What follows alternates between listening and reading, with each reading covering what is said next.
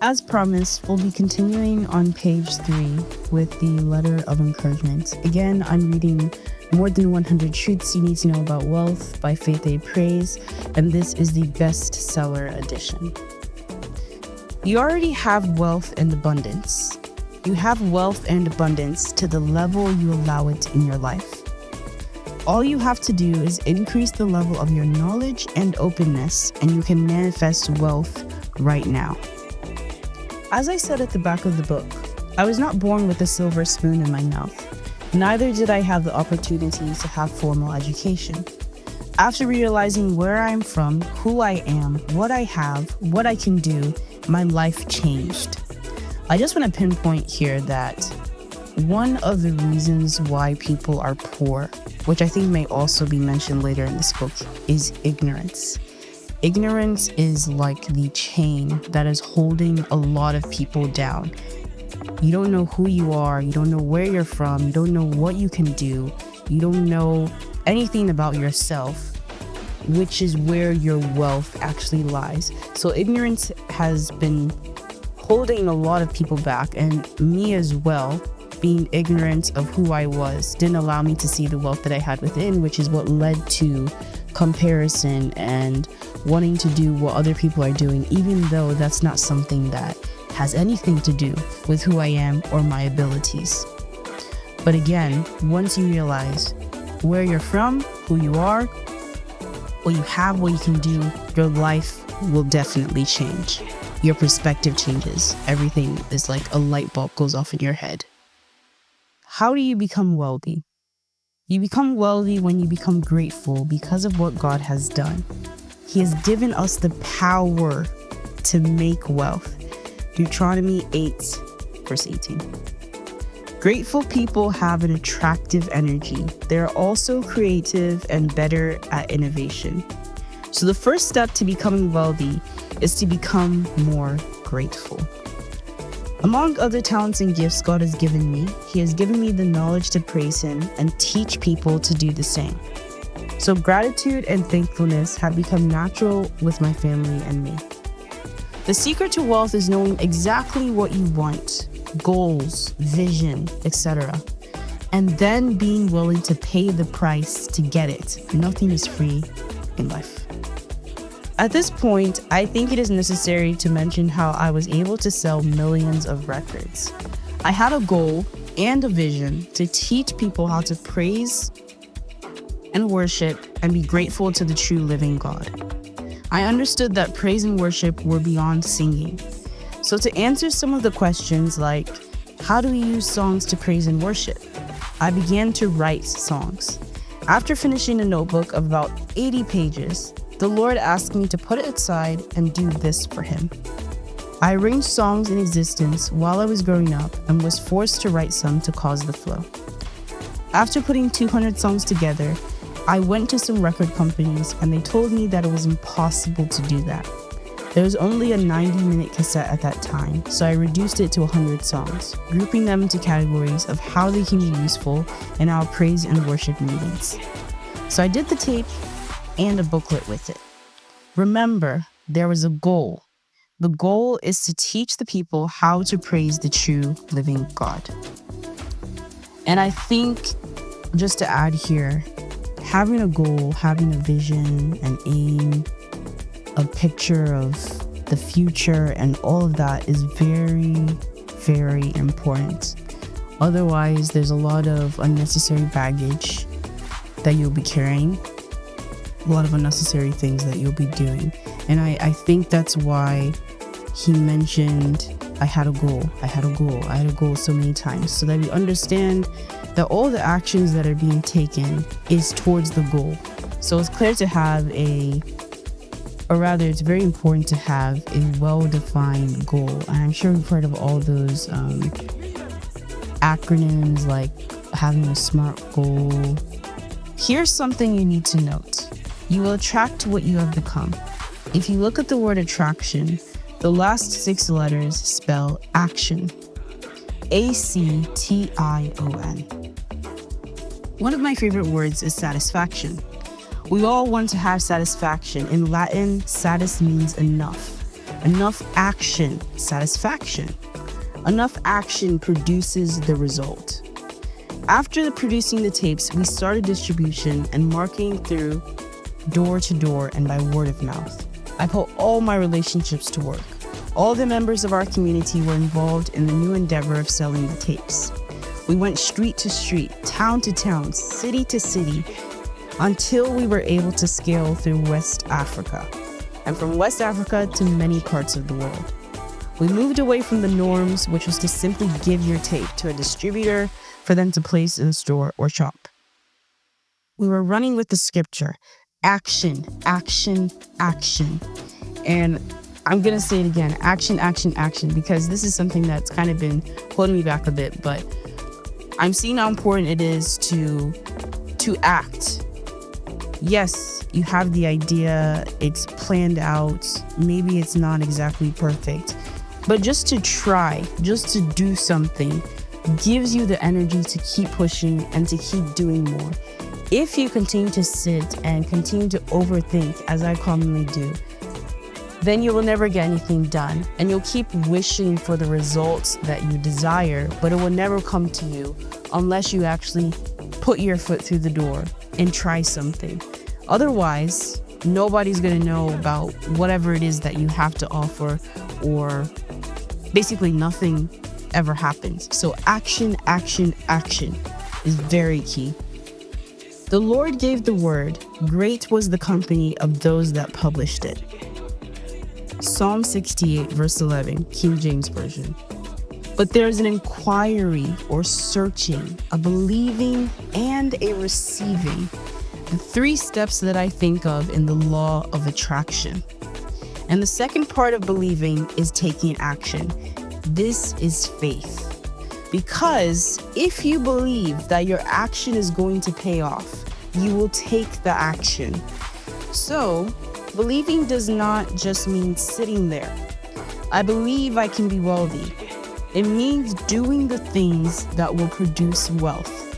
If you truly believe in yourself, if you truly believe in that vision or that goal you have, you will do something about it. That is what faith is. Faith without works is dead. So if I believe something, then of course I will put in the work. I will do something about it. Otherwise, it means there's doubt setting in.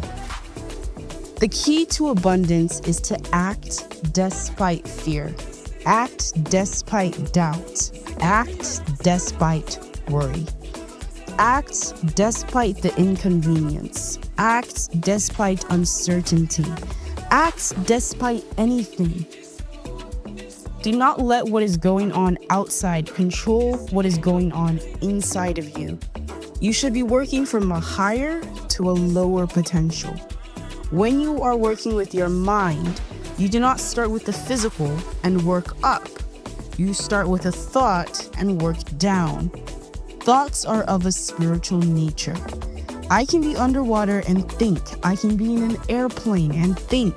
I think if you understand this and you build something with true excellence and you distinguish it in the marketplace and you come up with a selling proposition and you are aggressive in your marketing to the world, it is possible that people will come.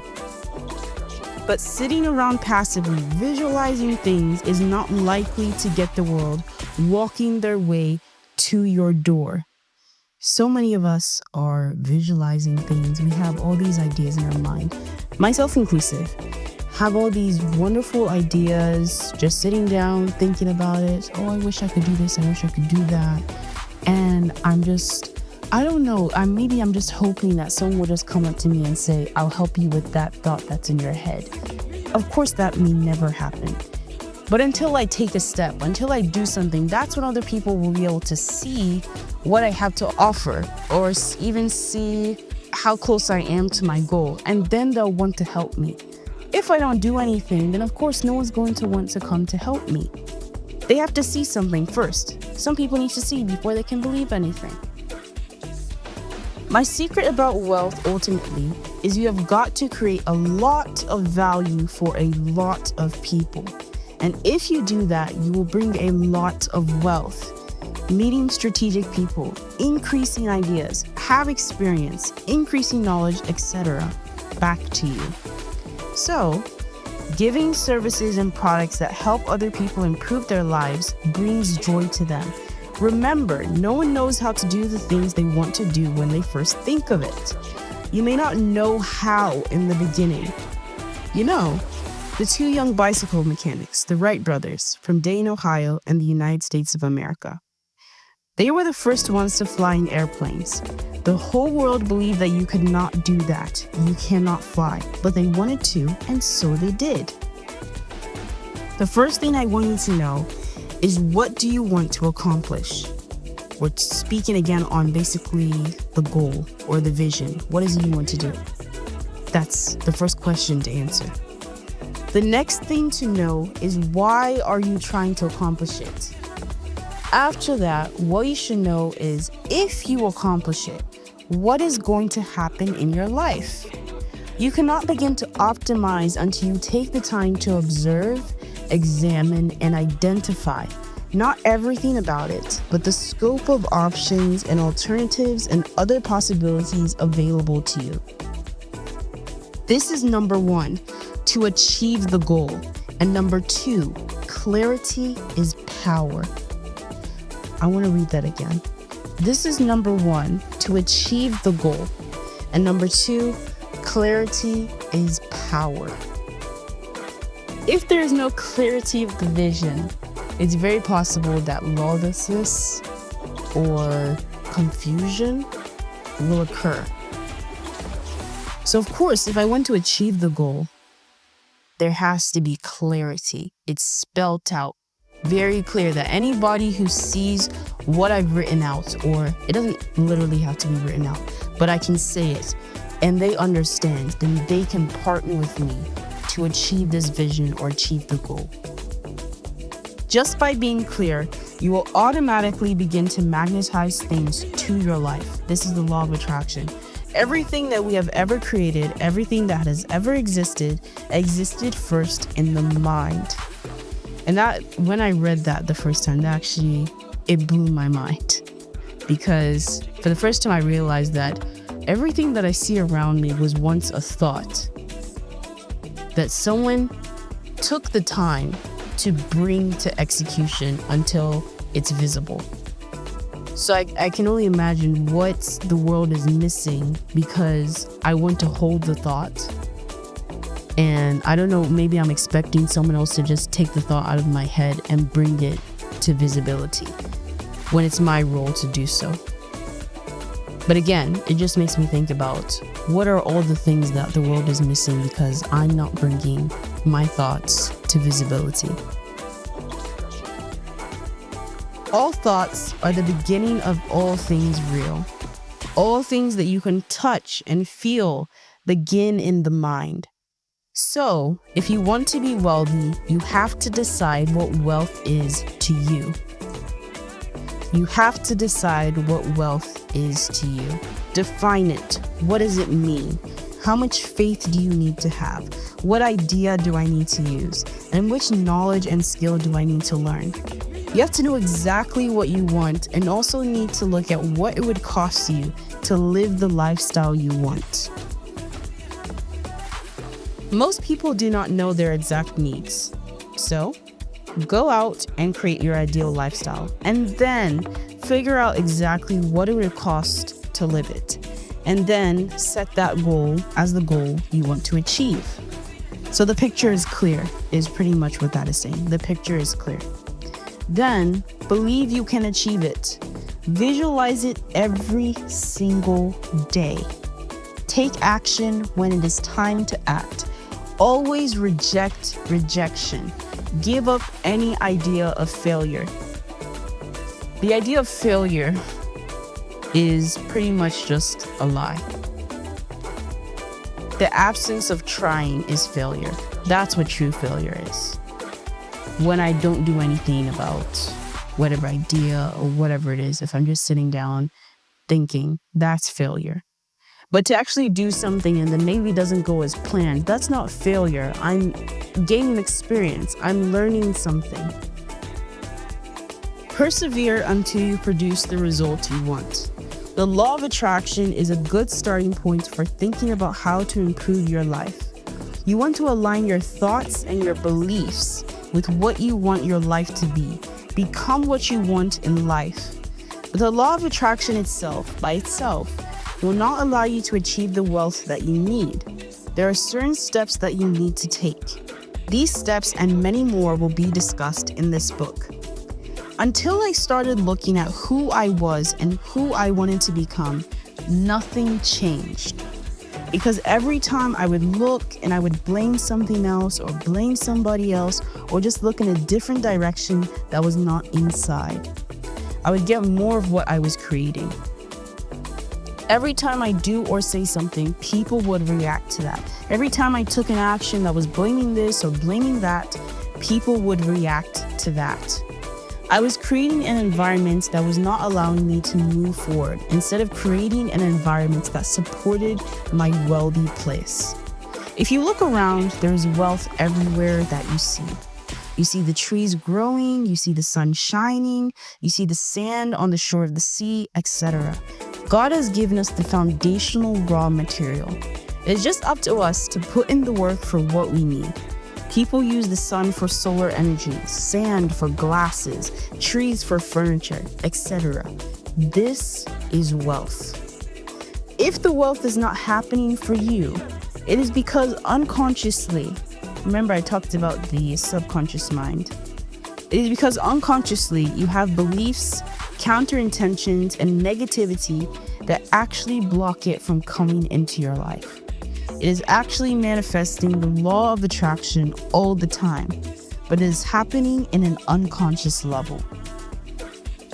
The wealth is there, but if you do not feel it, then there is conscious work that has to be done for wealth to manifest in your real life. Let me list some of the likely things that may be blocking you in your subconscious mind. A. Wealth is bad and immoral. B. Expecting people to reward you more than you are worth. C. Wealthy people are evil. D. Academic education alone will bring me wealth. E. Some people are destined to be wealthy. And that's what I used to think, that some people are just meant to be wealthy. Maybe it runs in their family or something along those lines. F. Working hard on my job, not on myself, will bring me wealth. G. I'm not academically sound. H. I'm not experienced. I. Wealthy people are lucky, and the likes. And some of these points, it may not even be our fault. Again, it's your subconscious mind. It's just things that have come in there unknowingly. But you can put in the work to rewire your conscious mind in order to affect your subconscious thoughts concerning wealth. So yes, there may have been some programming for the first decade or 2 decades of your life through school and all those things that have made you think that only academic education can bring me wealth, or maybe if I work hard at my job I can be wealthy, and all these things. But we're now realizing that is not the truth, and that is actually the mentality that is blocking us from true wealth. Therefore, this book is helping us to recognize it, and now there's going to be some reshaping that's taking place. Wealth is your natural birthright. If you are not feeling it, it is because of your unconscious beliefs. The law of correspondence is in operation silently in your life, unknowingly to you. Simply stated is, as above, so below. As within, so without. Proverbs 23 verse 7, New King James Version says, "For as he thinks in his heart, so is he." The law of correspondence is simply attesting to the facts that we are human creatures, physically present, but we are spirits and have minds. So, we exist in more than just one plane. There's more to you than just meets the eye. If you want to be wealthy on the outside, You first have to become wealthy on the inside. This is exactly why we keep addressing that it's a mindset and a mentality, a paradigm, and not a physical, tangible thing. As above, so below. As within, so without.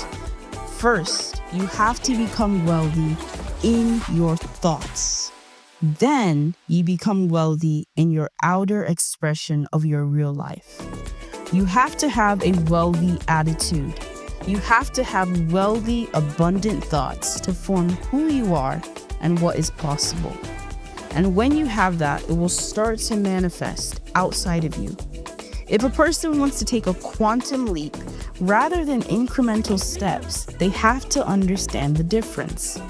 If you want to live 1 + 1 = 2, linear growth, which is very good, versus a 2 to 20 to 200 exponential growth, which is better, you must be willing to pay the price. What you are to do is getting rid of limitations in your mind, and you are letting your mind just take off and build a great big idea. You defy what the masses are saying or controlled by. The masses prefer the easy way out, the 9 to 5 or linear growth lifestyle. They complain about the economy or the government, etc. You have to move into a space of your own that God created for you. And this particular thing is going to make you different from a lot of people. Not everybody's going to like you when you want to embark on this journey to wealth, because this lifestyle is not one that is a people-pleasing lifestyle. It's a lifestyle that is basically shaped by your wealthy place, shaped by your goal, not by people's opinions. Now understand this. I have been raised to believe that if you do not have a good formal education, you would never be able to do something significant in life. If you do not have experience, you can never do this or that. Quit listening to people telling you you cannot do this or that, and start to see yourself doing something really big. Write it out on a sheet of paper. Dream big. Dream big. Begin by saying, I'm so happy and grateful now that great things are attracted to me. I'm now learning to trust in all that are attracted to me. You're naturally going to be attracted to certain kinds of people, to certain movies over other movies, to places you want to vacation versus other places, to workshops you want to go, or books you want to read versus other books. Trust what you are attracted to. It will take you where you need to go.